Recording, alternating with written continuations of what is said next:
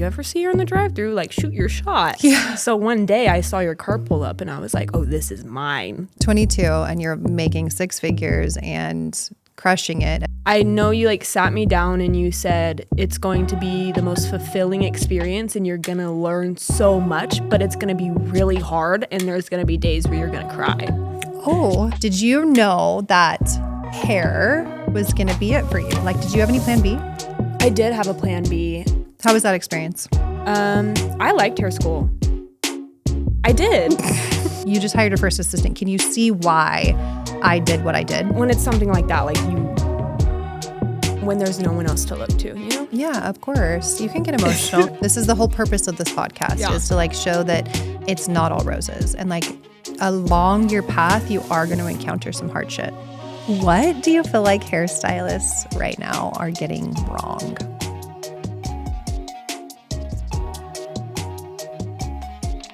Welcome. Thank y'all for being here. Welcome back to another episode of How We Do. I am your host, Meg Carlisle, and I have such a phenomenal guest here. She is near and dear to my heart, none other than Jordan Thomas. And her story is so interesting and inspiring. We met at a soda shop a few years ago, and she's now making six figures behind the chair just a couple years after assisting me.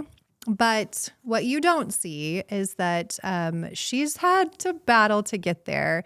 She quietly carries, the weight of her mom's cancer. She is a reformed mac and cheese lover. She used to eat mac and cheese every day and currently has transformed her life to be healthy and eating whole raw foods, all while being there and supporting her family and building an incredible career. I don't know how she stays so sane and maintains her personality and is so funny, but I can't wait for you guys to meet her. Welcome, Jordan. Hi. So glad you're here. I'm so glad to be here. Take us back to that day at the soda shop. So I actually don't drink soda anymore. However, I used to go to a soda shop called Pop in Las Vegas. Shout out to Pop. They're amazing. Mm-hmm. And I would get like a 44 ounce and I think I got payroll. The drink was called a payroll. And this particular location you could like roll up to, park, order, and they would bring you out your drink. One day you brought me out my drink. Tell me about that. Well, one, I didn't know you didn't drink soda anymore. Oh, yes. Yeah. I don't know if I'm happy or disappointed. But. I'm a year sober. Yeah, that's great. So you came and brought my drink to me in the car, and yes. I didn't know who you were at the time. Yeah, so, I knew about Megan because it was Megan. I feel like, you were a really known hairstylist in Las Vegas, and my sister had gone to you to get her hair done once. And I kind of was thinking about hair school, but like I think I was literally only 16 at the time. Like this was like my first real job. Right. And I also was like scouting you out a little bit. I had seen you come in a few times and my sister was like, hey, if hair is something you really want to do, this lady comes to Pop and she's a really good hairstylist. She comes to Pop like, a lot. Yeah, she was like, if you ever see her in the drive-thru, like shoot your shot. Yeah. So one day I saw your car pull up and I was like, oh, this is mine. Like this is my order to bring out. Yeah, I was like, I'll go on delivery, don't worry. And I just went out there and I was like, hey, I think I want to do hair school. I've heard a lot about you. Like I know that you take on assistants and you were probably like, what the heck? Like you are 16. No, not at all. I love when people shoot their shot. I love when people are brave enough to come up to me and say something. Yeah. Yeah. So I what did wanted a foot in the door. Yeah, you asked for advice. Yeah. I think I don't even remember, to be honest. You were like, I think I want to go to hair school. Do you have any recommendations? Oh, yes. I wanted to know what should I do? to go to. I wanted to know where to go to hair school. I wanted to know the first steps.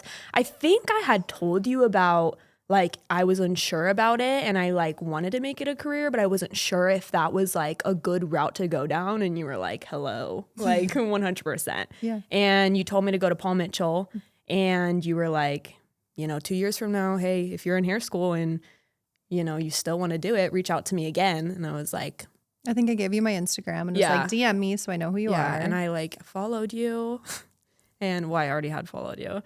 and you didn't follow me back. And I was like, I'm literally going to make this my goal in life. I was like, I need to assist her. I love it. Yeah. Why did you talk to me that day? I just wanted someone to look up to. And I knew that if I put my foot in the door with someone successful, I mean, how could that not be a good idea? And I think the hair industry has a stigma of, you know, you can't be successful and make a lot of money in it, but I knew that you did. And so I think, to me, the best way to reach my goals is to look up to someone who I want to be like. Yeah. And I mean, I didn't know you, but I had seen your Instagram. I saw your work. I saw that you're a business owner, and I was like, I want to do that. Yeah. Yeah. So fast forward, I mean, truthfully that day, like, I was like, oh, good for her for saying something, you know? And like most people don't take your advice. I'm like, okay, I was a director of a Paul Mitchell school for quite a few years. And so I was like, hey, there's a Paul Mitchell school here, go there because I know their systems. And then when you're done, contact me. Here's my, you know, information. But like most people wouldn't follow through with all of that. But you did. Yeah. To a T. To a T. Truly. So tell me about that journey. So you started in hair school. When did you start working for us? I think I also started working for you when I was 16 or 17. It was your senior year. I think it was my junior year, actually. Oh, dang. Okay. Right? Maybe it was my senior young, year. yeah. I swear it was my junior, because I was working, I actually can't remember. It was either my junior or my senior year. And so I started working at Mosaic doing the front desk. So I quit Pop, and then I started working at Mosaic, which is the salon you were at, doing the front desk.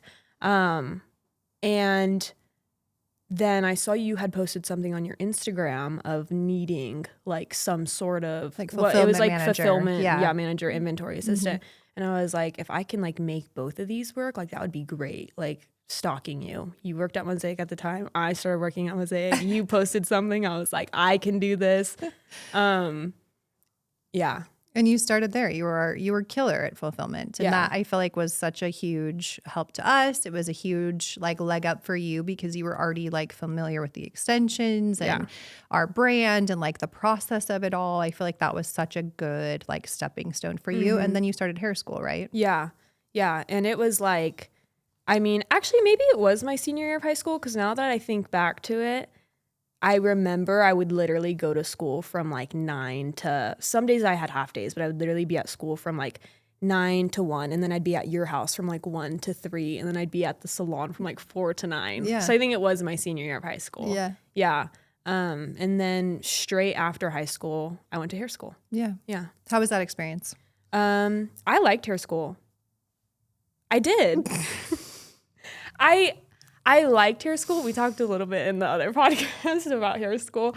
I liked hair school. I thought it was really fun. I just feel like it wasn't very serious because I went during COVID. Half of it was online. Yeah. I definitely didn't learn as much as I needed to. Yeah. But like the actual experience of hair school, I thought was great. It was good, Yeah. but COVID kind of put a damper on The things. education was The experience, making friends, 10 out of 10. putting my Zoom call on the side of my bed and going back to sleep. You loved that. 10 out of 10. 10 out of 10. Yeah. Yeah. Yeah. Just check in with people and you just got through it. Yeah.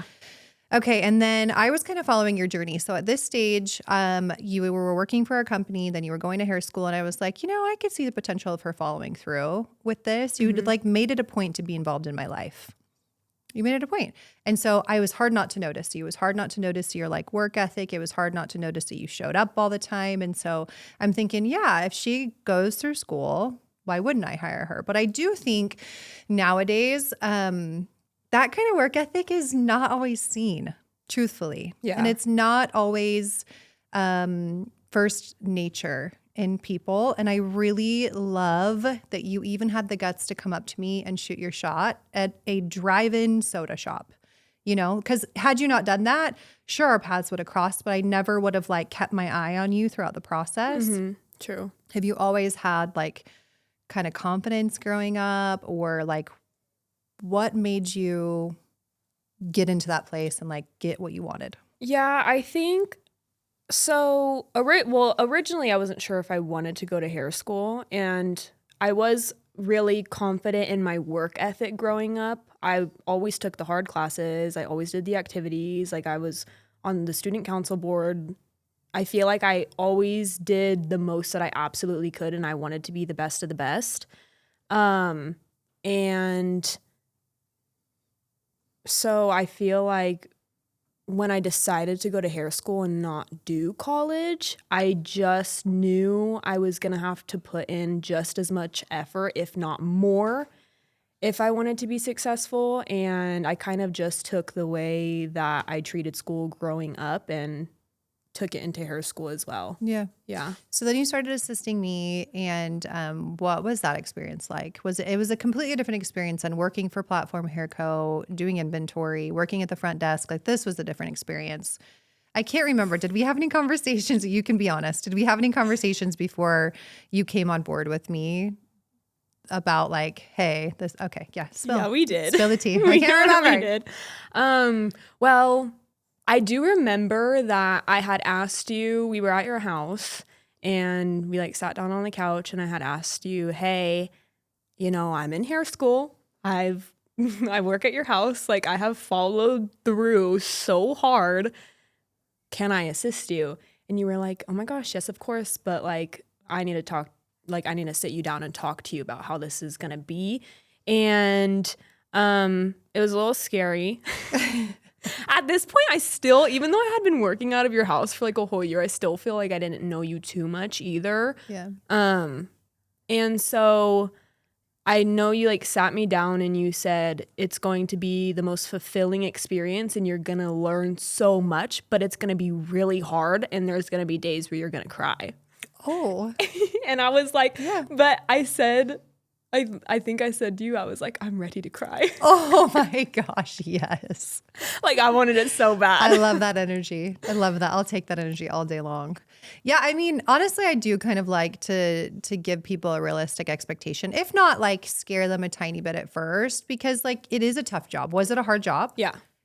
I mean, we were on our feet for hours without breaks, days without breaks, right? Like, it is a hard job. So I think sometimes when employers go into this like job expectations, like, here's your list of job expectations, here's what I expect of you, sometimes they don't paint the complete picture of like, this is hard. Mm-hmm. It's going to be really taxing on your body. It's going to be taxing on your mind. My expectations are up here, but I know you can meet them. You know, like if you put your all into this, I know you can meet them. And so that I do think that is one tactic that does work. And not getting to know you right away is also a part of the business. Now, fast forward, you now just hired your first assistant, and we'll backtrack again, but you just hired your first assistant. Can you see why I did what I did? Yeah, 100%. Tell me why. Like what have you experienced? I think number one, I've noticed that, I mean, it was actually really cool going from being an assistant to hiring an assistant because everything started to click. Like, I was like, oh, that's why Meg did what she did. Number one, like not being besties right off the bat, I think is really important because it's really hard not to blur those like friend boss lines. And at work, like you have to have, you know, that boundary set. So that was one thing, like I definitely noticed right off the bat. Scaring a little bit, I think I noticed too, but that was something that I had taken. Like, I appreciated that you did that because it only made me work harder, and then it made it feel like our really long days weren't so bad. So that was something I took as well, and I feel like it definitely helped. Yeah, like setting the right expectation, even like exaggerating it a little bit, that makes your hard, long days not so bad. Yeah, exactly. Like lower your expectations for what that is. Yeah. Yeah, I think setting the tone is perfect. Okay, so you worked with me for, was it a year and a half? I think it was a year and 3 months. Well, a year and 3 months. So she knows. She hated every second of it. 1 1/4. There we go. I did not. So you worked with me for a year and 3 months. We had moved salons once too. We were on a journey, and you helped train my next assistant. I ended up moving. I ended up giving you a lot of my clients, and the person you started that you were at the beginning and the person you ended up being at the end were two different people. What do you think? I think that's true. How so? I think my confidence got built up a lot. You know, when you first start, you like don't know anything. Mm-hmm. Well, you feel like you know everything, and then you kind of get like your heart shattered because you realize you know nothing. Yeah. And then it's like a slow increase of starting to like build more confidence and build more confidence, and then see that like your clients are more like trusting of you, and people can like see that progress. And so I would definitely say confidence was a big one. I was a lot more confident at the end and just more like put together, I guess. Yeah. Not so scatterbrained. Like I was like, okay, this is what we're doing and I know we're doing this. Yeah. Yeah. Yeah, I completely agree. The person you were at first, you were very timid and you were afraid of making mistakes, and I wanted to be perfect. yeah, you wanted to be perfect. And I think that perfectionism can really kill you sometimes. Yeah. Like having that bar of being perfect. And like, I always tell people like, I don't expect perfection. I don't, it's unattainable. Get that out of your head.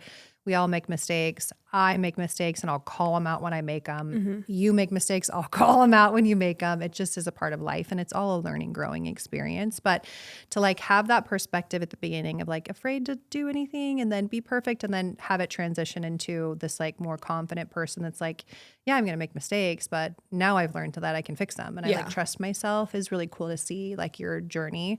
Did you know that hair was going to be it for you? Like, did you have any plan B? I did have a plan B. I wanted hair to be end all be all for me so bad, but I always had a plan B of like, I even told my parents. My parents were a little unsure about me going into hair.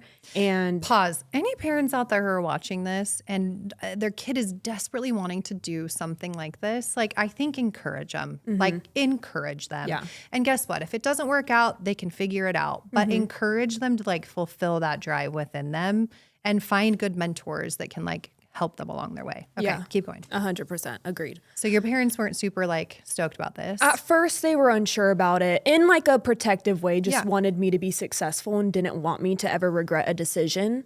And originally, my plan was college first, hair school second. And I'm so glad I did not do that. So my plan B, if hair didn't work out, was to go to college second. And did you have anything in mind that you wanted to study? Everything I had in mind was going to take so long. It would have been a horrible choice. I was thinking of being a therapist, and then Which you are now. which I am. I was thinking of being a therapist, and for a long time I wanted to be a brain surgeon. Wow. Which is one of the reasons why I was like, yeah, no, college is not going first, because that's going to take forever. That's going to take like half my life. I kind of wanted to be in the medical field somewhere, whether it meant like psychology, like being a therapist and like helping people that way, or helping people like physically, like doctor wise. And then at the end of it, I was like, yeah, no, if hair school doesn't work, my plan B is business. That's great. Yeah, just business school, because short, sweet. Yeah, get it done. 4 years, yeah. Yeah. Yeah. So what was the point where you felt like you kind of are like, you made it, like you don't need to rely on your plan B anymore? Has there been a moment where you're like, I don't need that anymore. Like I got what I need and I'm going to just continue to pursue that. You're 2 years out of assisting me essentially, right? Yeah. So 3 years out of school. Yeah. 3 years out of school. Well, I graduated 2021. Am I 4 years out of school? Maybe 4 years out of school, 3 years out of assisting me.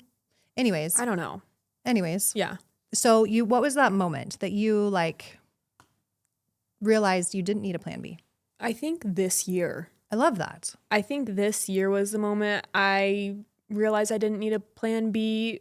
And as much as like I hate to say it, financially, obviously like I love what I do and I love being a hairstylist, but like you need money to live. Yeah. And so this year when I saw like, hey, I'm making enough to live on my own and like I don't need the support of anybody, that's when I was like, oh, I'm good. Like Yeah. I don't need a plan B anymore. We're all like, we're going up from here. Yeah. You hired your first assistant at the end of November. And like, that's a big deal to be able to be hiring your first assistant and to have financial stability.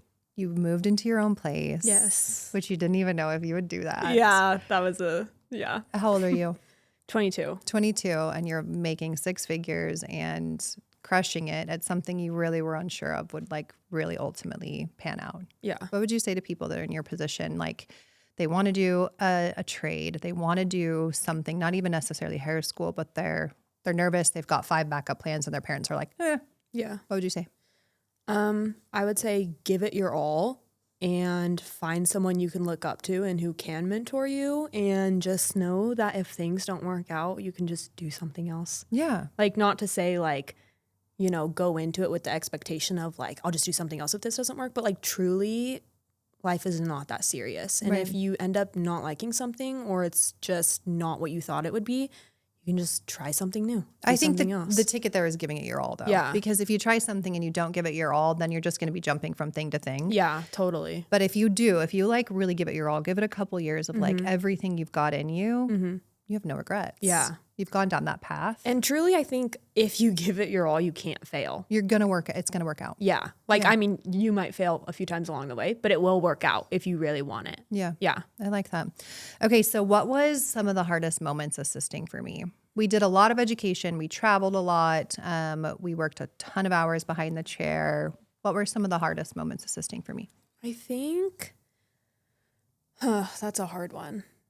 I think some of the hardest moments were like internal battles in my head, just like feeling like I'm not doing enough or you're not enough. Yeah, I'm not enough, or like being scared to mess up, or just like not living up to the expectations. That definitely was hard. Let me ask you this, and I've never asked you this before. Was it paralyzing? My expectations being so high. Was it paralyzing? No. It just was like hard. Yeah. Was it something you had to work through mentally to like build your stamina and build your mental strength? Definitely. Yeah. Yeah. But ultimately made you better in the end? Yes. Okay. Yeah. Was the internal battles of like trying to find your worth within? Yeah, that's a good way to put it. I think it was like internal battles with myself, like less about, I actually really enjoyed assisting. I love that. And I feel like, I had it more on the easy end. You did. Yeah. So like my actual assisting, like I really liked it. But I think whenever we had a hard day or whenever we had long days or, I think it was more, I was like, okay, like this is not because of me, but I was like, what could I have done better? Constantly thinking that way. So a lot of like internal mental, like I got to do more, I got to do more, I got to do more. And just being like, wait, like we're good, know? Mm-hmm. Yeah. Yeah. That ebb and flow. Yeah. So at the end of every day, like my best advice I give to people is like to give your assistant feedback at the end of the day. Did you like that? Did you not like that? I personally really liked it. It was like 20-minute download at the end of every day. Yeah. I wouldn't have really learned anything if you didn't give me that. Yeah. Because during the day, everything's so chaotic.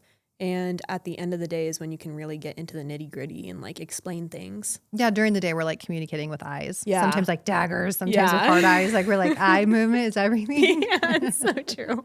And then at the end of the day, you're like, hey, why did you use that formula? Yeah. Or hey, why did you charge that person that? Or, you were able to ask. Yeah. If I messed up. Yep. That happens. But you're not, you wouldn't say it during the day. No, gosh, that'd be during our debrief. Yeah. Debrief at the end. I think that's some of my best advice I can give people is like, take the time, invest in your people. And at the end of every day that you're really investing in their growth, tell them 3 things. Mm-hmm. One thing that they did really well, a few things that they did wrong or could work on, and then, something that they did well and sandwich those good things in between the hard things. And it like softens the blow, but it really helps you like grow your people and invest in your people, give them your time and your energy. Do you do that with your assistant now? The Meg sandwich. The Meg sandwich. Yeah. That was like one of my favorite things I took actually. I loved the sandwich. How does your assistant now, like how does she do with that? I think it's great. Like I think that technique is so, to sandwich it together and to like end on a good note and to have like both of those things in there. I think as a boss, you can easily be critical. Yes. Like you can be so easily critical because when things are going good, you don't think about anything. You don't think about the good things. Yeah. It's when things go bad. So I think having those like positive things in there are so good and so important. And I definitely think it helps like build that confidence. Yeah, and it forces you to focus on the good too, right? Yeah. It forces you, you're like, at the end of the day, you're going to have a conversation. You have stuff you're going to give her feedback on. Yeah. So you automatically are looking for things too that they're doing well. So it does help you as a business owner focus on the good too. Yeah, it makes me recognize more for sure and like just be more appreciative. Yeah, of them. And then you notice little things that you didn't before. Right. Like, oh, you did that. You did that really well. Yeah. Yeah, I love how you picked up that blah, blah, blah, whatever, Yeah. Okay, so you are killing it. Are you proud of yourself? Yeah. I know you don't like to talk money, but you are hitting 6 figures. Yeah. And you are barely a couple years out of school. Mm-hmm. That's very uncommon. What is the secret sauce? Like, why? What is it? Because I've had other assistants that don't have your drive that aren't quite there, right? It does take a specific type of person. Why are you where you are at right now? I think the secret sauce is you. No. No, I think the secret sauce is a combo. Okay. A combo of you. And I don't know, wanting it. Yeah. Just wanting it. I don't feel like there is a secret sauce besides you just have to want it and have strategy. But like you were my strategy. So have a Meg. Yeah, have a Meg. That's what I can say. If not, you're screwed. No, I think having a mentor that like knows where you want to go and helping. Yeah. Let me ask you this though. So we offer coaching, right? And it's expensive. It's expensive to like hire me and my team to help you get to the place you want to be. Is it worth investing in? Yes. So let me be very frank. Our coaching program, one of them is $10,000. That's a lot for someone who's barely making it or who's like starting out their career. It's expensive. Yeah. How is that perceived? Like, how is it worth it? I think one, when you're not in a position where like financially you are hitting the figures you want, it's hard to be like, I should invest in this. But I feel like you have to think of it in a way of, if I have this certain goal and I can hit it 5 years faster if I do this program, that's money made back right then and there. 100%. Like you would always say that to me, like, invest in your education, you're gonna make it back. Yeah. But like, you are not going to make it where you want to be if you don't educate. Invest in yourself. Yeah. So, I mean, The power of a mentor is, in my opinion, priceless. Yeah. It's not something I was fortunate enough to have. In your 2 or 3 years in making 6 figures, that took me over a decade. Yeah. Over a decade to do that. You're learning, I quite literally learned a decade worth of information in a year. Literally. So I would pay for that. Yeah. I think it's an important tool. And I think coaching in general, like making sure they're a good fit for you, finding a good mentor that can help you get to where you want to go is priceless in my opinion, because it really does change your life and your capacity. Yeah. So along this journey, you've had some familiar struggles. I've watched it take a toll on you. Your mom got diagnosed with cancer, and that's been hard, Jordan, like really hard. So can you tell me a little bit about that? Yeah, she got diagnosed while I was assisting. Yeah. That was a hard year. It was really hard. That was a really hard year. I remember my grandma died that year, and then literally like a few months later she got diagnosed. Yeah. And yeah, it was a lot, and it was stage 4, so it was really scary. So yeah. How did you get through it? Support. How are you getting through it? Like, it's still an ongoing thing? Yeah, still ongoing. Stage 4 is like, it doesn't go away. Right. It's always maintenance at least. Yes. Best case scenario is like maintaining. Yeah. Lots of support, and quite honestly, like God. Yeah. If I wasn't strong in my faith, like I would have crumbled for sure. Oh yeah. When it's something like that, like when there's no one else to look to, you know? Yeah, of course. You can get emotional. This is gonna be no, I know. It's hard to talk about. You can't cry 'cause I'm crying. I know. Do we have tissues? Yes, we Okay. do. Do you want to pause for a Yeah, second? just for one. Yep. This is the whole purpose of this podcast, is to like show that it's not all roses, and like along your path, you are going to encounter some hard shit. Okay. You got this? Yeah. Okay.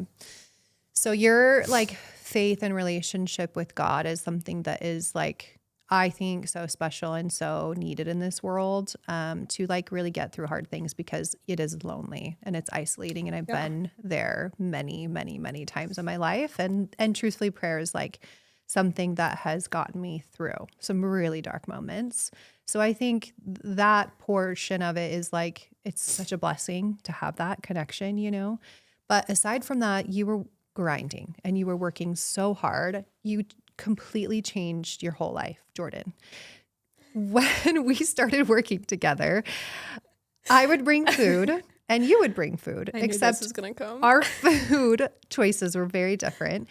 You brought the like cup of mac and cheese every single day. It's called Easy Mac. Easy Mac. And that would be your lunch. And every time I would like, I didn't want to like pester you, but occasionally I would be like, yo, that's not nutrients. Like that's not going to give you the fuel you need to get through the rest of this, 6 more hours we have today. Yeah.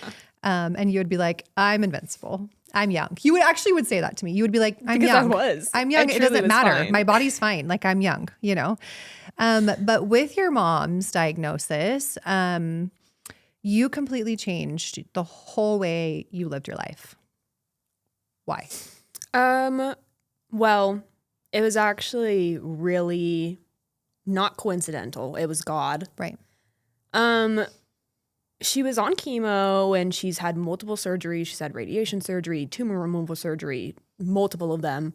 And then chemo, and anyone who has family with cancer knows it's just brutal, like through and through. And I'd been doing a lot of research just on I was praying a lot about it, doing a lot of research, and just this holistic way of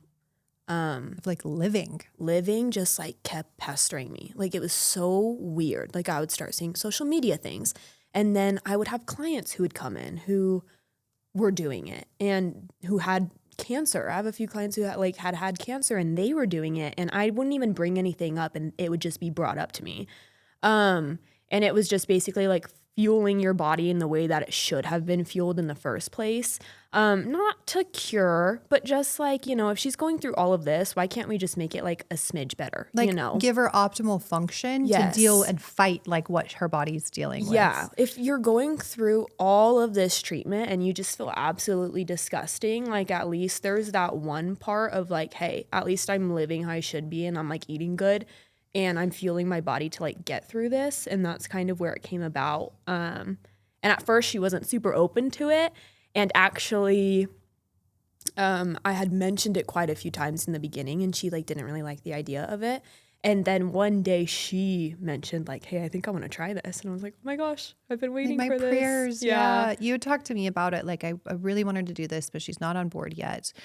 And I was like, just be patient, And she finally was it almost seemed like her idea, right? And you were like, yes. Yeah. I was that sounds amazing. Yeah, okay. I'm so glad you brought it up. Yeah. Oh, well, since you brought it up. Yeah. So tell me what that looked like, because that is a very drastic, different life change. Yeah.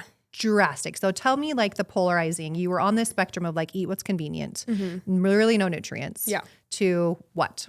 Well, we switched to a whole, and now it's different, but originally we had switched to a whole raw vegan plant-based diet. No meats, nothing cooked, raw fruits and veggies. Lots of juicing and swapping out things in our house, toxic things for non-toxic things, switching out plastic from glass. And now we've tweaked it. We don't do raw and stuff. But at the beginning we went hard. Yeah. And you've kind of made it work for you now. And it's still a drastic difference than what you were before. Oh yeah.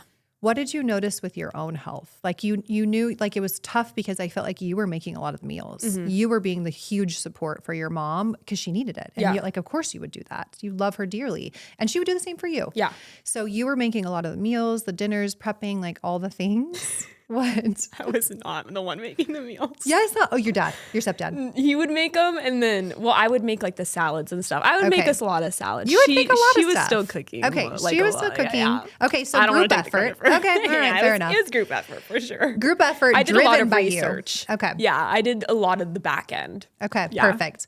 So you're switching this over. What did it do to your body? It was actually really weird because at first I was like, this is not gonna even make that big of a change, you know? And it takes time for your body to recognize things. So at first I was like, oh my gosh, this is so much hard. work. Yeah, so much work. And I feel like crap. All I want is mac and cheese. Yeah, craving mac and cheese and soda. Mm-hmm.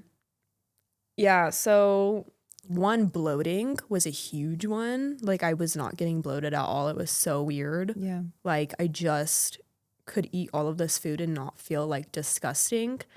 And a really big one, hair-wise, don't get me wrong, my back still hurts. Let's make that clear.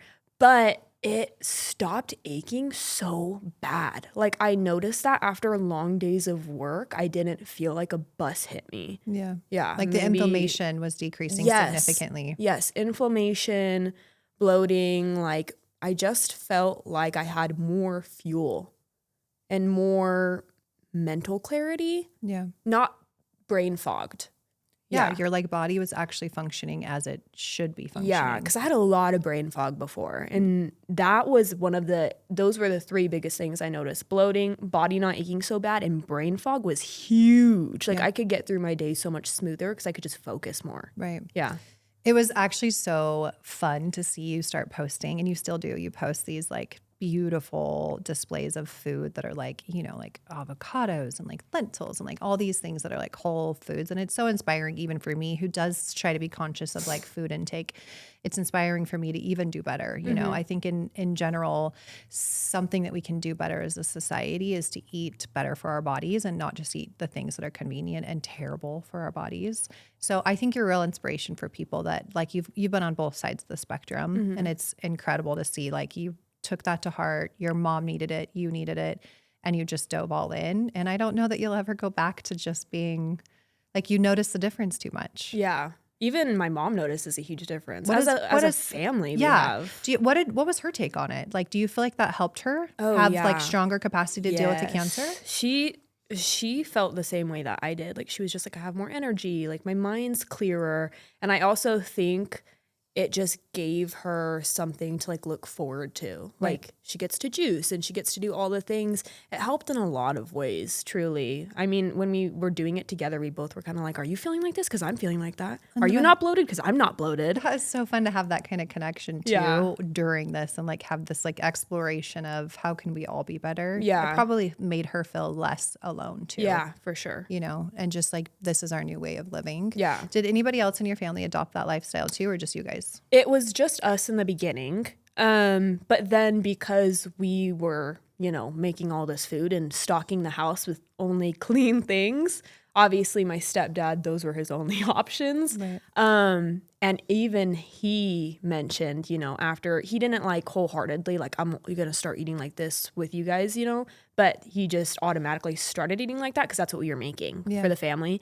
And even he was like, yeah, I like this. Like, It's incredible. This is nice. Yeah. It's inspirational. So if there's someone out there who has like a family member that has cancer or they're going through it themselves, would you recommend this? I totally would. I would use it as a tool. Totally. Not get obsessed. Yeah, not get obsessed and like don't think of it as a cure. Just think of it like if we can do one extra thing, why not just do it? You know, what's better, doing chemo and eating like crap or doing chemo and eating good? You know, like if you can just do that one extra thing, then that's great. It's like helping you deal with what's coming. You know? It's incredible. You know, it's going to help your body no matter what. Yeah, absolutely. Yeah. So it helped your body in the salon. It helped your body like mentally, physically, all of the things. And you're hitting these like big milestones that truthfully you should be so proud of.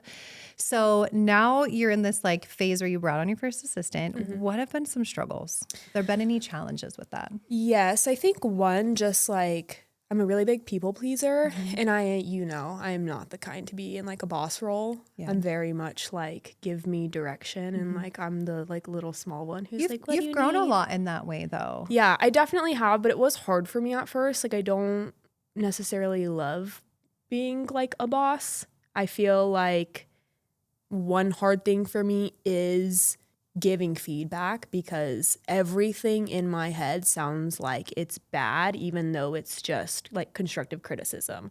It's like that's been hard for me.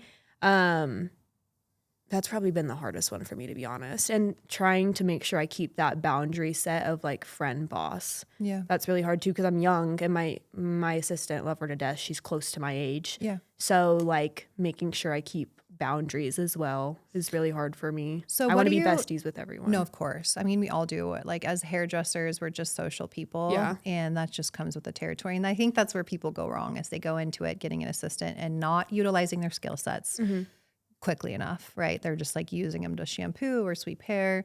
But two, they're going into it thinking like, this is a friendship. And it's like, sure, it can become that. But at first, it has to be like boss-employee relationship. And that is a hard thing to get into your mind first because you have to filter. You can't say certain things. You can't invest too much at first. There are boundaries, and it is limiting for people like us that are like, we just love people. We want to invest in people. Yeah. But that's not going to help them grow the way they need to grow. So someone out there who's like, oh man, I think I could maybe use an assistant. Like why would they want to hire an assistant? You're only a couple years out of school. You hired your first assistant. Why? Why should they hire an assistant?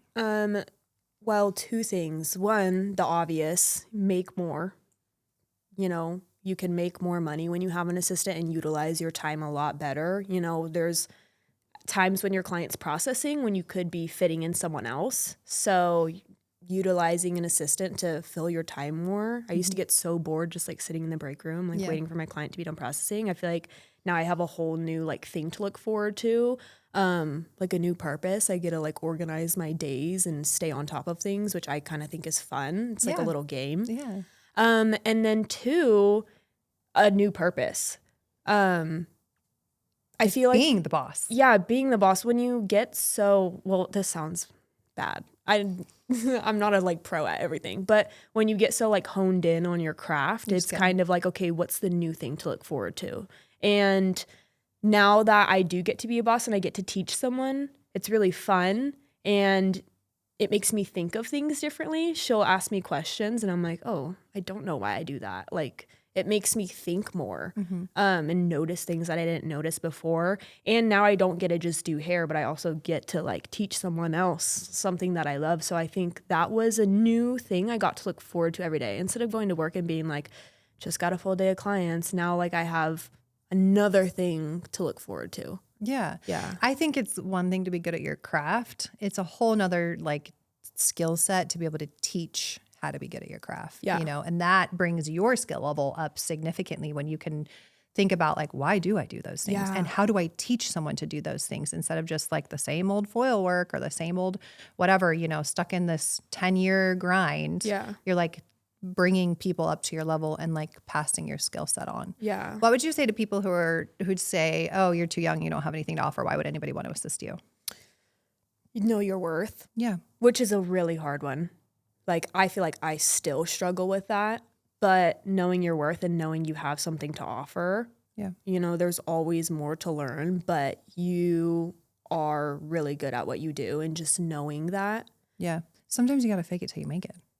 Yeah, big time. You know? Yeah. Sometimes really though, like, and be honest at what you don't know. Yeah. Like fake it till you make it. Cause even if you don't have the confidence to like, know you're going to be the best boss for this someone and know you have everything to teach someone, sometimes you have to be like, but I know enough. But be real. Yeah. And then also on the things you don't know, be honest. Like they're even still, I'm 20 years. That's a long time. Whoa. 20 years into doing hair. And there are still days that I'm like, I don't know why I did that. Yeah. Right? Like, I'm not sure, but here's how we're going to correct it. Or, hey, I messed up on that formula. The other day, actually, still, I did this girl's and I don't do hardly any hair anymore. You messed up? Oh, yeah. Could never imagine that. Oh, yeah.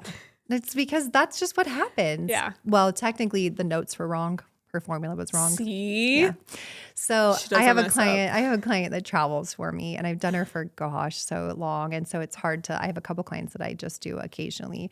And her root formula was written down wrong in the notes. And you would think I would remember it, but you don't. Yeah.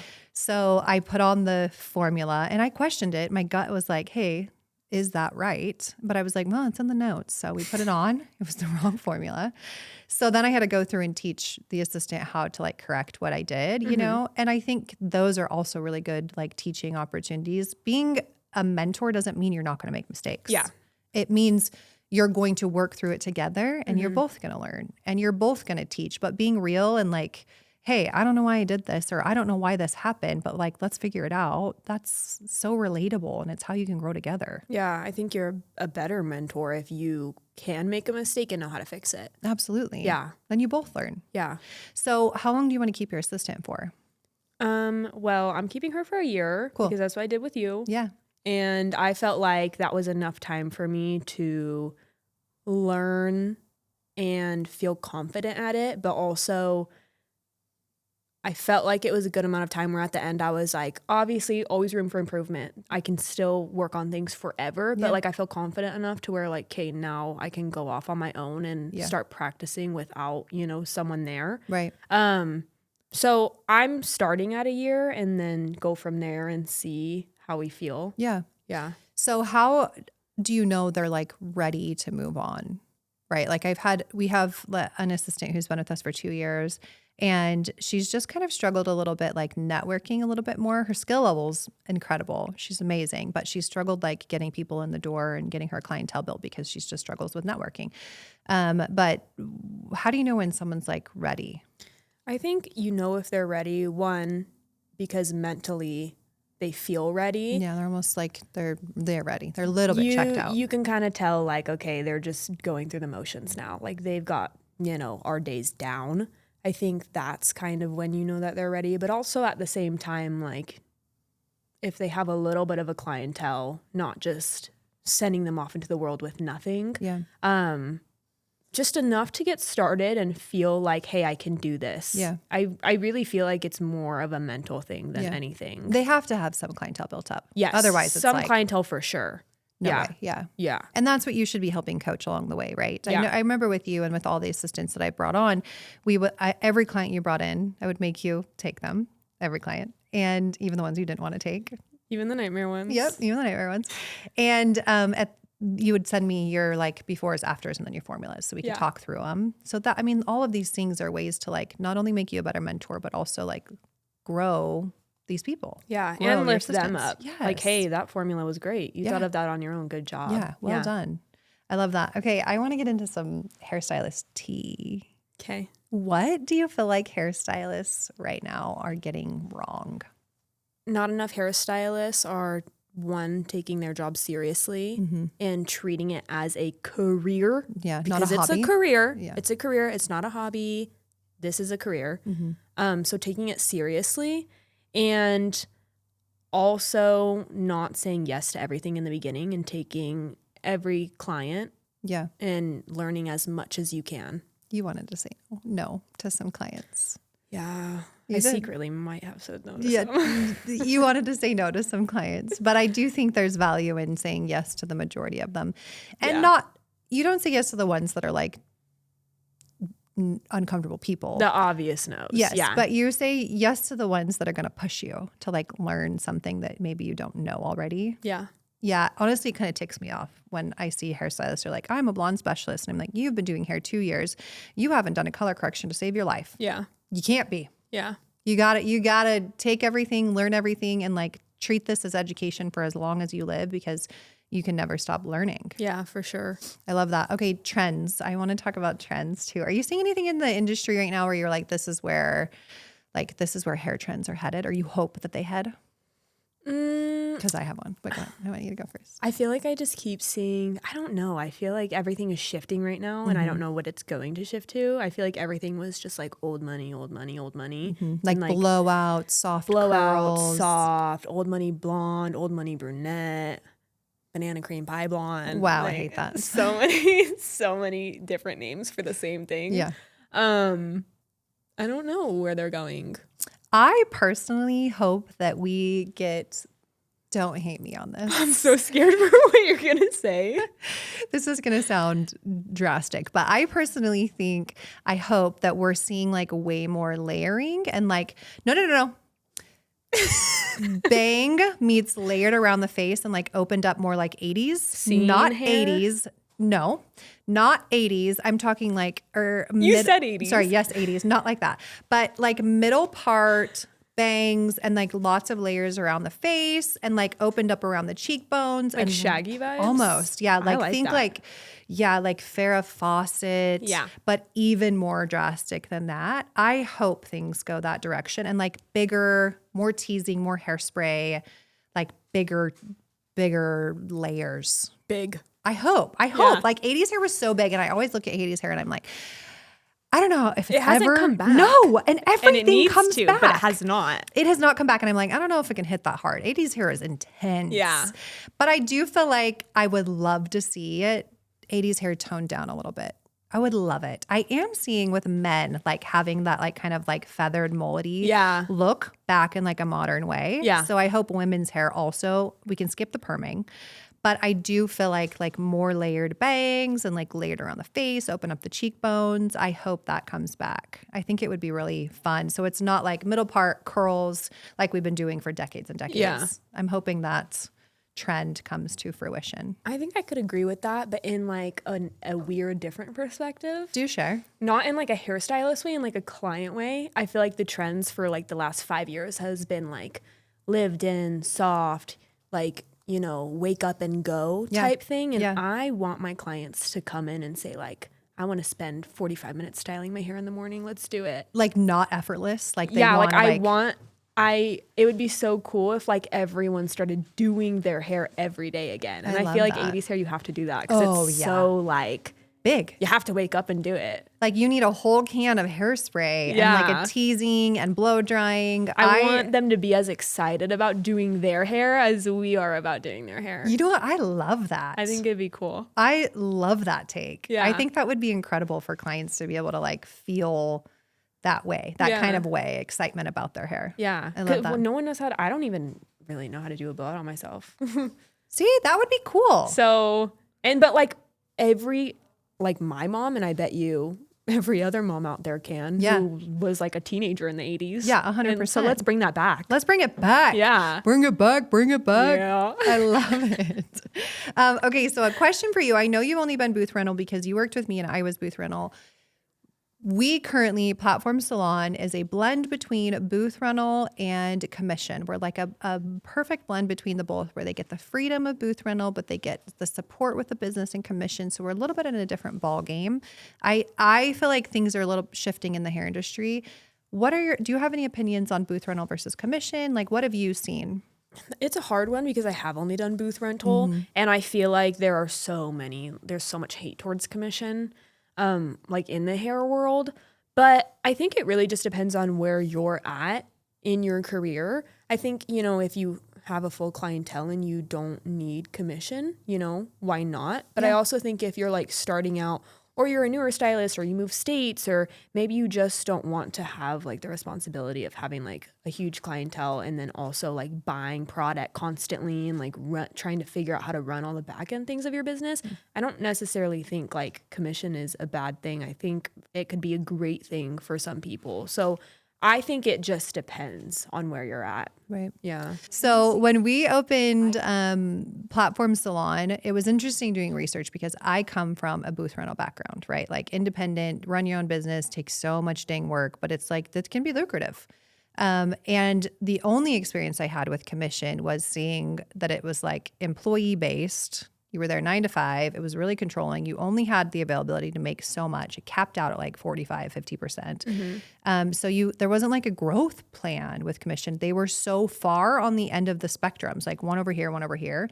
So when we made our salon, we brought them kind of together and met in the middle. So they have the availability to like take the days that they want to take. So we have girls that work 2 days or 3 days, and their potential to grow their percentages of what they take home is skyrockets. They don't have caps, and they work up the system, and we support them as they get more clients and get more successful. They take home more, but we give them all the like trainings and it's been interesting to do it because it's so different. But I am seeing a shift, and I've seen people post about this, that they rented their own suite and they gave up their suite and they're moving into a commission salon, like a traditional commission salon, because they're sick of running all the business end of things and they just want to create again. Do you think that's going to be more popular down the road, or do you think, no? I for sure think it's going to be more popular because like we were talking about earlier, I think the drive for, I think the drive for hair in my generation isn't as hard as it should be. Like the drive isn't there as hard as it should be. Yeah. And wanting to do all of like the little nitty gritty things, like all of the hard business aspects, who wants to do that? So it's hard. I think definitely commission is going to be a thing that's on the up and up, but a different way. Like I think the way you're doing it's great. Yeah. Yeah. I think there has to be some like new awakening. There needs to be a shift. Yeah, for sure. Definitely more options for people who just want to create. They want to show up to work. They want to create and not have to like worry about all the business end of things. Yeah. It's nice. Okay. As we wrap this up, I kind of want to talk about just your like mental health and how you're kind of keeping everything together. You're growing, you're doing well in the salon, you're bringing on your first assistant.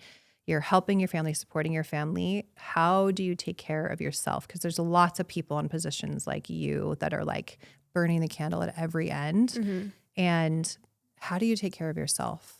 For me, it's alone time, like not interacting with anybody and just having, I call them like veggie days where I just sit at home and Like do, veg. absolutely nothing, just like veg out.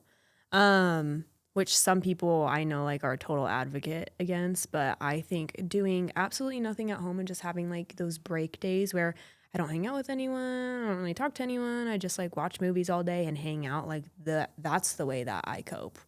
Do you ever feel like, like worthless when you're doing that kind of a thing? Or do you feel like, no, this is what I need to like fuel myself? I think it's like a both. I think sometimes I'm like, oh, why am I doing this when I could be something? Or like, I know there's things I need to do, usually business things. And I'm like, oh, I need to be doing that. Like if I don't do it today, it's going to have to be done on like another day that I'm already super busy and I work. But then I just remind myself like, no, you need this. Like you have to schedule personal time into your day or you will not get personal time because there's always going to be something that needs to be done. Oh, for your sure. Your checklist 99% of the time will never have nothing on it.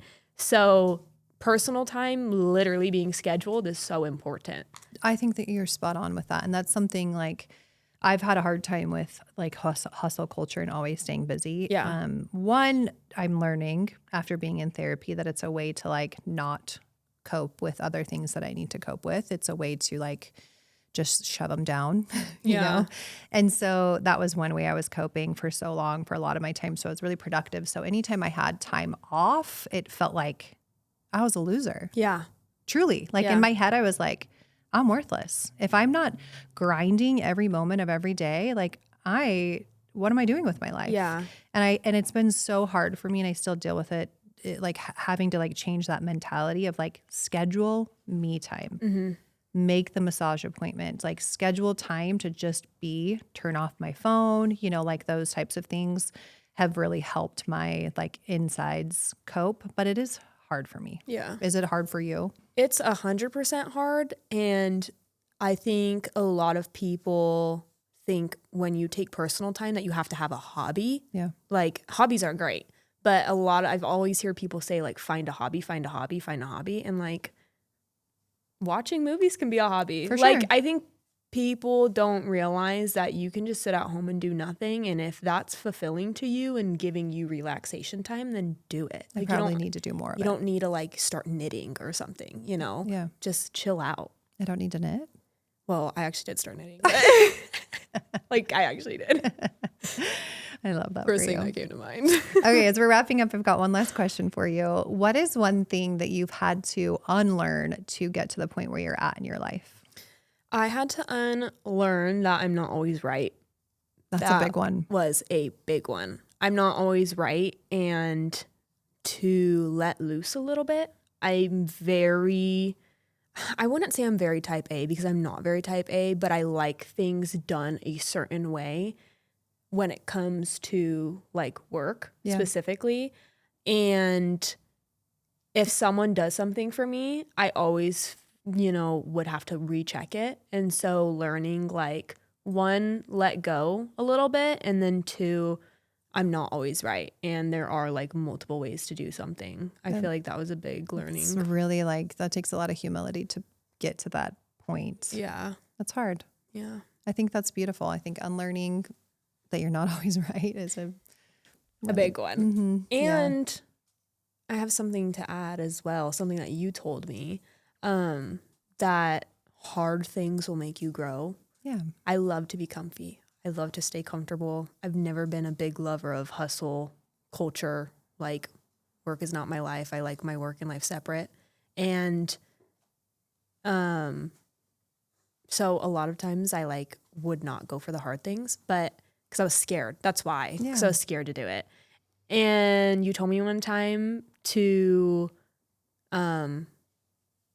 do it and do it scared. And I think of that all the time. I talk to my girls about that a lot. Yeah.